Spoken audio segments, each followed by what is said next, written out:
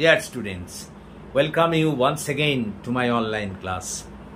দেখো, আজ আমরা একটা গুরুত্বপূর্ণ ক্লাস নিতে চলেছি এবং এই ক্লাসটি হলো দশম শ্রেণীর ক্লাস 10-এর ক্লাস। অর্থাৎ তোমরা যারা 2026 সালে মাধ্যমিক পরীক্ষায় বসবে তথা যারা এবছর ক্লাস 10-এ উঠেছো, এই ক্লাসটা তাদের জন্য অবশ্যই বাংলা সাহিত্যের ক্লাস। তোমরা যারা আমার ক্লাস ফলো করো তোমরা সবাই জানো, এর আগের ভিডিওতে আমি শঙ্খ ঘোষের লেখা আয় আরও বেঁধে বেঁধে থাকি কবিতার লাইন বাই লাইন পড়িয়ে তার ব্যাখ্যা করেছি, তার সারাংশ তোমাদের বলেছি। আজকে আমরা একটি গুরুত্বপূর্ণ প্রশ্ন নিয়ে এখানে আলোচনা করব এবং সেই প্রশ্নটি হলো শঙ্খ ঘোষ তার আয় আরও বেঁধে বেঁধে থাকি কবিতায় মানুষের যে যুগ যন্ত্রণার চিত্র অঙ্কন করেছেন তা নিজের ভাষায় আলোচনা করো, অথবা এই কবিতার বিষয়বস্তু আলোচনা করো। দুটো প্রশ্নেরই কিন্তু উত্তর এক। তো এসো, আর দেরি না করে আমরা এই প্রশ্নটির উত্তর বলি। আমি খুব আস্তে আস্তে বলবো এবং খুব স্পষ্ট করে সহজ ভাষায় তোমরা শুনে নাও, মুখস্থ হয়ে যাবে। তোমরা এই প্রশ্নটা অর্থাৎ যুগ যন্ত্রণার চিত্র যদি এই প্রশ্নটা আসে কিভাবে লিখবে একটু ভালো করে শোনো। বলবে, কবি শঙ্খ ঘোষ হলেন একজন বাস্তববাদী সমাজ সচেতন কবি। তিনি তার কবিতায় কখনোই কল্পনার রঙিন আকাশে উড়ে বেড়াননি। তিনি সমাজে যা দেখেছেন, সমাজে যা বুঝেছেন, সেটাকেই তিনি কিন্তু তার কবিতার মধ্যে দিয়ে ফুটিয়ে তুলেছেন। তৎকালীন সমাজের নৈতিক অধঃপতন, অশান্তি, বিশৃঙ্খলা তার মনকে বিচলিত করে তুলেছিল এবং সেই সব মানুষদের, সেই বিপন্ন মানুষদের অসহায়তা, প্রতিকূলতাকে তিনি এই কবিতার প্রতিটি পংক্তিতে পংক্তিতে তুলে ধরেছেন।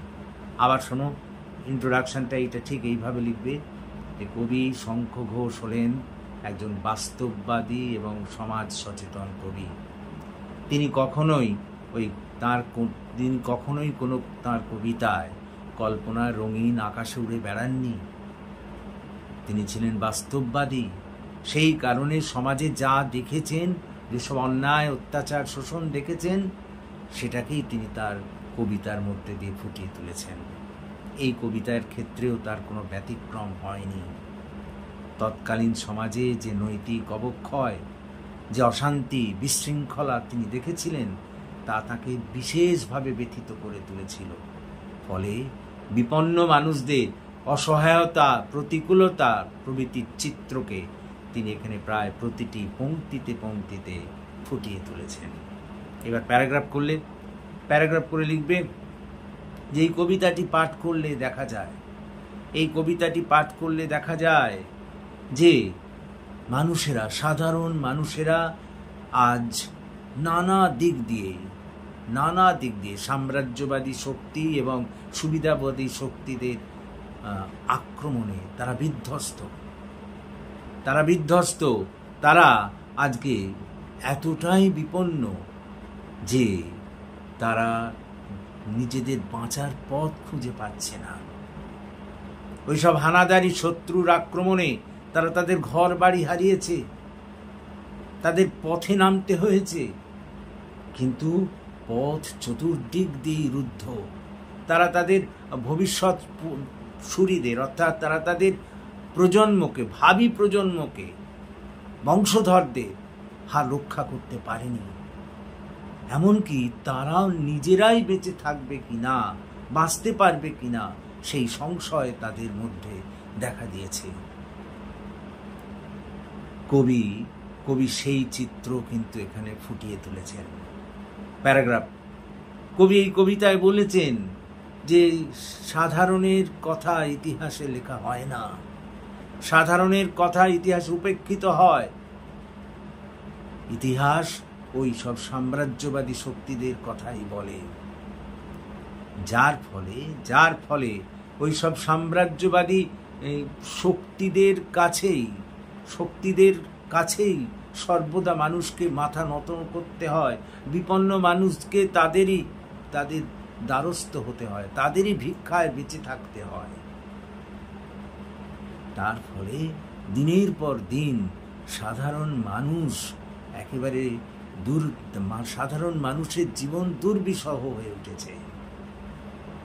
প্যারাগ্রাফ, তবে কবি তার এই কবিতায় শেষে তার আশাবাদী মানসিকতার পরিচয় দিয়েছেন। তিনি এরই মধ্যে বলেছেন যে হয়তো সব কিছুই মানুষ হারিয়ে ফেলেছে, কিন্তু যে গুটি কয়েক মানুষ এখনো বেঁচে আছে সেই সব শুভবুদ্ধি সম্পন্ন মানুষদের কাছে তিনি আরও ঐক্যবদ্ধ হওয়ার আহ্বান জানিয়েছেন এবং ঐক্যবদ্ধ হয়ে ওই সব সাম্রাজ্যবাদী শক্তির বিরুদ্ধে প্রতিবাদ জানিয়ে একটা সুন্দর সমাজ গড়ার আহ্বান জানিয়েছেন। এই তোমাদের লিখতে হবে। তাহলে আমি আরেকবার ছোট্ট করে বলে আসি, ভালো করে শোনো। বলবে, কবি শঙ্খ ঘোষ হলেন বাস্তববাদী সমাজ সচেতন ব্যক্তি। তিনি তার কোনো কবিতায় কল্পনার রঙিন আকাশে উড়ে বেড়াননি। তিনি সমাজে যা দেখেছেন, যা বুঝেছেন সেটাকেই কিন্তু তার কবিতার মধ্যে দিয়ে ফুটিয়ে তুলেছেন। এই কবিতাতেও তার কোনো ব্যতিক্রম ঘটেনি। তৎকালীন সময়ে নৈতিক অবক্ষয়, সমাজের নৈতিক অবক্ষয় এবং অশান্তি বিশৃঙ্খলা তাকে ভীষণভাবে ব্যথিত করেছিল। সেই কারণেই তো ওইসব অসহায় বিপন্ন মানুষদের বিভিন্ন প্রতিকূলতার দিককে তিনি তার এই কবিতার প্রতিটি পংক্তিতে পংক্তিতে ফুটিয়ে তুলেছেন। প্যারাগ্রাফ করে এবার লিখবে যে এই কবিতাটি পাঠ করলে দেখা যায় যে ওই সব সাম্রাজ্যবাদী শক্তি এবং সুবিধাবাদী শক্তির আক্রমণে সাধারণ মানুষের জীবন বিধ্বস্ত। ওদের আক্রমণে তাদের ঘর বাড়ি সব উড়ে গেছে। তারা তাদের ভবিষ্যৎ প্রজন্মকে তারা রক্ষা করতে পারেনি। এমনকি তারা নিজেরাও প্রাণে বেঁচে থাকবে কিনা সেই সংশয় দেখা দিয়েছে। তারা নিরাশ্রয়। তারা নিজেদের প্রাণ বাঁচানোর জন্য আজকে পথে নেমেছে, কিন্তু পথ চতুর্দিক দিয়ে তাদের কাছে আজ রুদ্ধ। এদেরই কবি আরো ঐক্যবদ্ধ হওয়ার কথা বলেছেন। প্যারাগ্রাফ, কবির মতে ইতিহাসে সাধারণ মানুষের এই দুঃখ কষ্টের কথা লেখা থাকে না, বা লেখা হলেও তা অর্ধসত্য এবং অসম্পূর্ণতায় ভরা থাকে। ইতিহাস সবসময় ওই শক্তি, সাম্রাজ্যবাদী শক্তির কথাই বলে।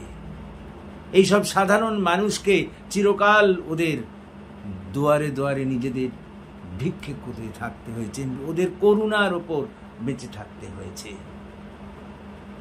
প্যারাগ্রাফ করলে, তবে পরিণামে কবি তার আশাবাদী মনোভাবে পরিচয় দিয়েছেন এবং তিনি যে কজন মানুষ বেঁচে আছে তাদের ঐক্যবদ্ধ হওয়ার আহ্বান জানিয়েছেন এবং বলেছেন যে সকলকে ঐক্যবদ্ধ হতে হবে ওই সাম্রাজ্যবাদী শক্তির বিরুদ্ধে এবং প্রতিবাদ করতে হবে তাদের অন্যায় অত্যাচারের বিরুদ্ধে। এইভাবে ঐক্যবদ্ধ হয়ে প্রতিবাদ করেই একটা নতুন সমাজ গঠনের আহ্বান জানিয়েছেন তিনি। এই হলো আমাদের মোট আলোচনা। তো আশা করি তোমরা বুঝতে পেরেছো, এবং যদি তোমরা বুঝতে পারো তাহলে প্লিজ এই আমার ক্লাসের কথা তোমাদের বন্ধুবান্ধবদের মধ্যে শেয়ার করো এবং তোমরা আরও বেশি করে লাইক, কমেন্ট ও শেয়ার করো। এবং তোমরা যারা এখনও আমার এই চ্যানেলটিকে সাবস্ক্রাইব করোনি, প্লিজ সাবস্ক্রাইব মাই চ্যানেল। আমাকে এগিয়ে আসতে সাহায্য করো যাতে আমি তোমাদের আরও বেশি করে কাজে লাগতে পারি। So that's all for this day. Thank you for watching and listening. So good night to all of you.